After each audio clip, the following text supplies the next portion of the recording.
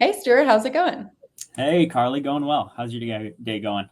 It's going good. I didn't ask you this, but where are you calling in from today?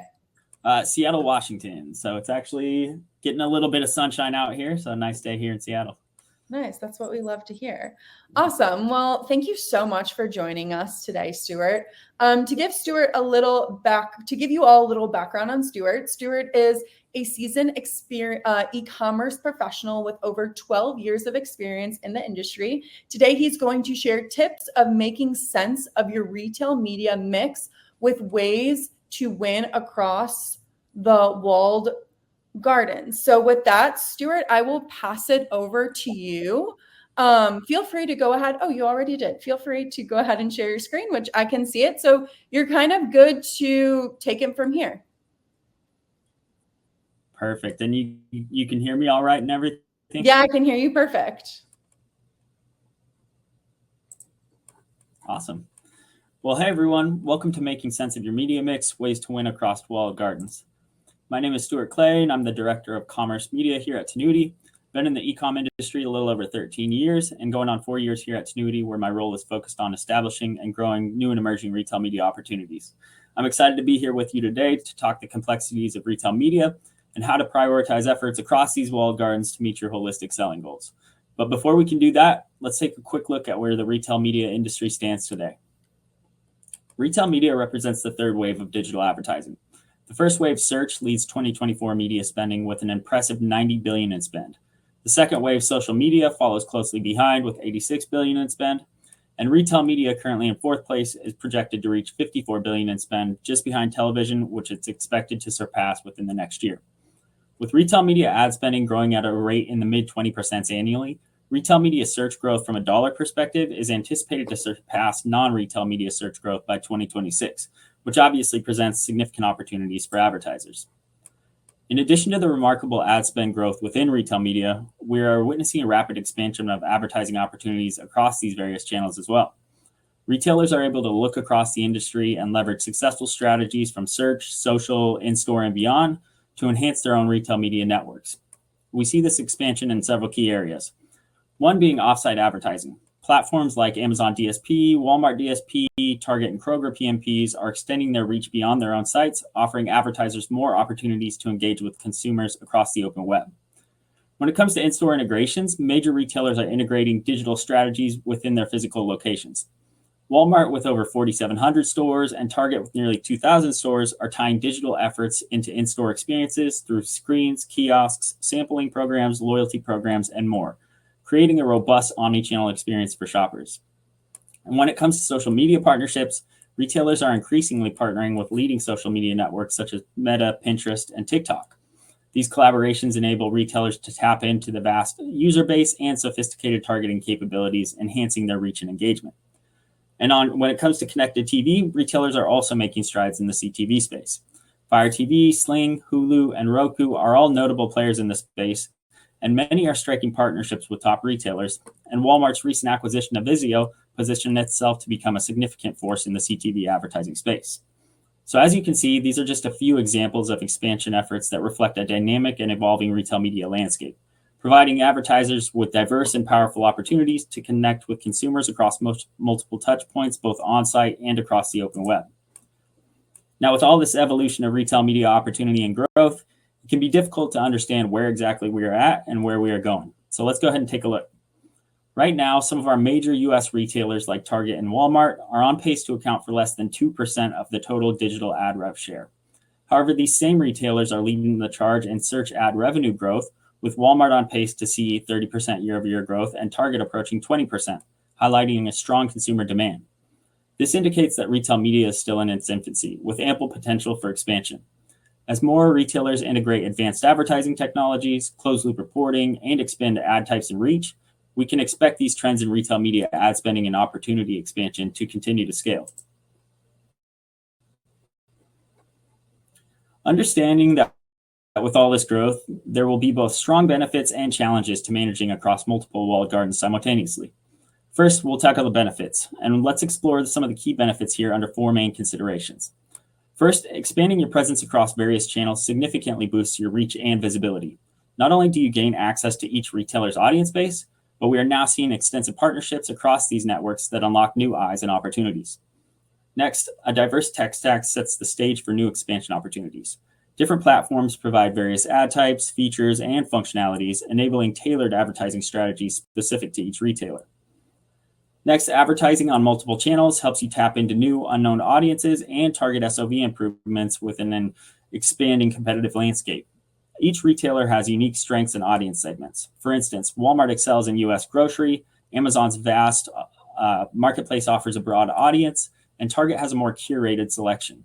Different retailers cater to different demographics and geographic customer bases, allowing you to effectively target new audiences at scale. And lastly, building and maintaining strong relationships with retailers sets the stage for growth.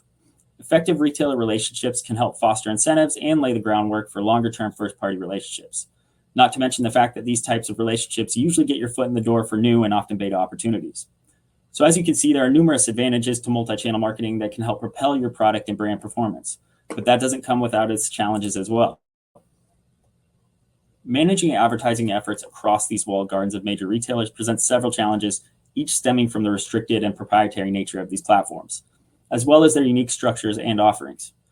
Firstly, advertisers encounter limited data transparency when sharing within these walled gardens, making it difficult to gain a comprehensive view of campaign performance and consumer insights. This lack of visibility can hinder optimization efforts and strategic decision-making. Secondly, each platform operates with its own set of rules, formats, and algorithms. Advertisers must adapt their strategies for each platform, which can be resource-intensive and complex, particularly for businesses managing campaigns across multiple networks simultaneously. Thirdly, the dominance of a few retail giants leads to increased competition, potentially driving up advertising costs. This heightened competition can make it challenging for businesses to achieve effective reach and return, especially for smaller or emerging brands. Additionally, traditional vendor relationships often involve concerns about vendor lock-in and limited diversification. Advertisers might find themselves heavily reliant on a single platform, limiting their ability to diversify and understand the broader impact of their advertising efforts. While advertising within these walled gardens offers significant advantages in terms of audience reach and precision targeting, managing campaigns across these platforms requires careful planning and resource allocation. When reviewing and prioritizing retail media opportunities, we focus on two main aspects: seller positioning and goals, and channel offering. When it comes to seller positioning and goals, this helps us understand our objectives and the context within which we are operating. We begin by reviewing our business and KPI goals. Essentially, what are we aiming to achieve? Are we focused on return-based or upper funnel tactics to improve SOV and new to brand? This clarity helps our strategies with our objectives. Next, we evaluate the strength and nature of our relationships with retailers and where we want those relationships to go. Existing commitments such as JBPs, which are joint business plans, or annual agreements can significantly influence where we need to direct our ad dollars. We also factor in seller fulfillment and positioning as a first-party or third-party seller. This distinction affects our advertising strategy and opportunities in different ways across different channels. Channels like Amazon and Walmart have robust offerings across each ad type because they have a large and growing number of both 1P and 3P sellers.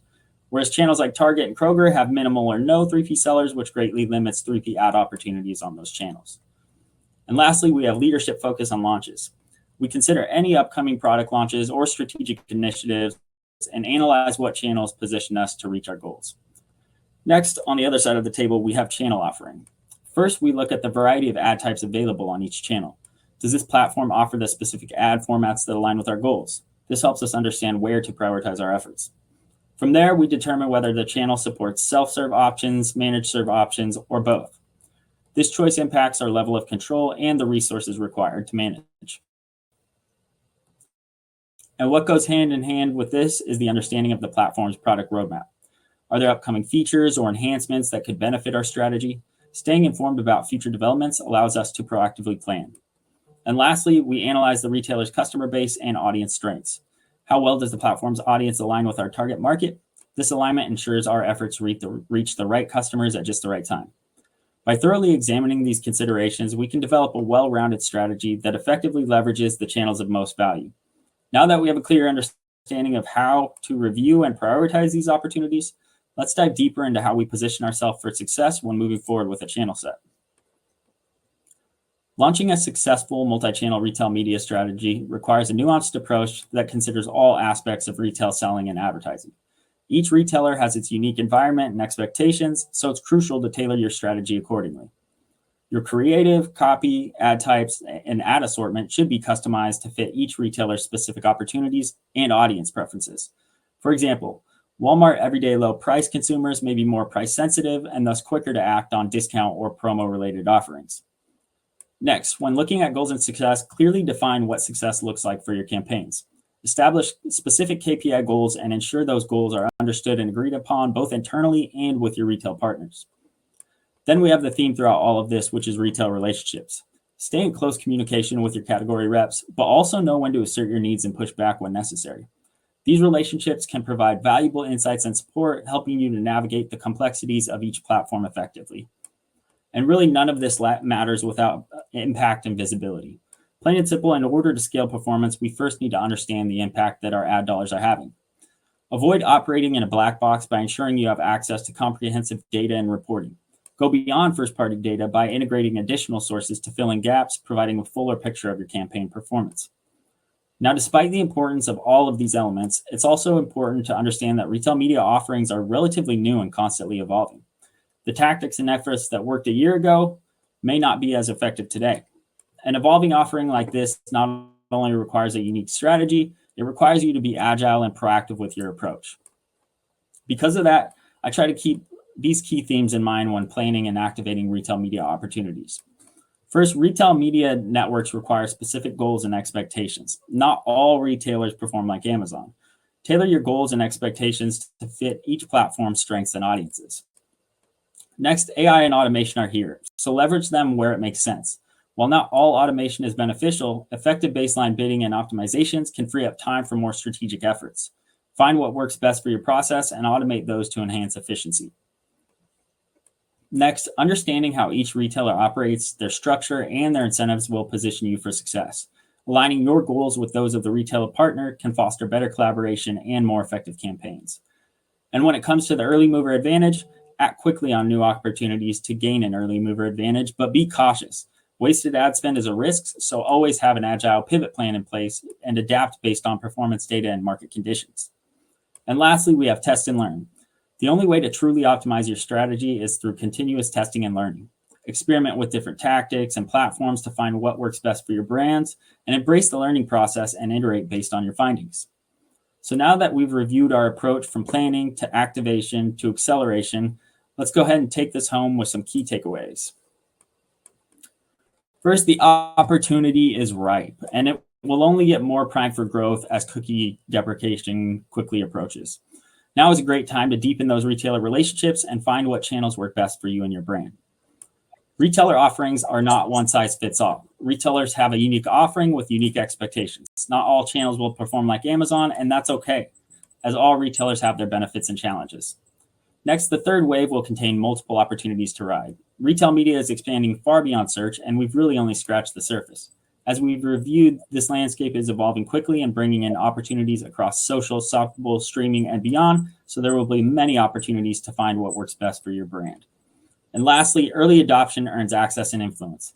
Many retail media programs are in their infancy. Early testing can be critical in gaining access to their valuable audience segments and building relationships with the retailers. This concludes my session today on how to win across walled gardens. I want to thank you all for your time today, and please hit me up on LinkedIn to continue the conversation. I hope everyone has a great day of omni-channel sessions. Awesome, Stuart. Thank you so much. If you want to stay with me, I'm going to announce a winner. So congratulations to our winner, Estelle Flores. You will be taking nude products. So yeah, we will get in touch with you, Estelle. I see you in the chat. So yeah, we will reach out directly to you. And then Stuart, there were some questions for you, but I know we're right at time. So if anyone had questions with Stuart, I dropped his email in the chat. So please feel free to follow up with him via his email, or please feel free to head to the Tinuiti booth after this. And yeah, thank you all so much for joining Stuart's session. I always learn something new on all these sessions. So Stuart, thank you so much for joining us, and I'm going to hop into the next session. Thank you very much. I appreciate it. See ya.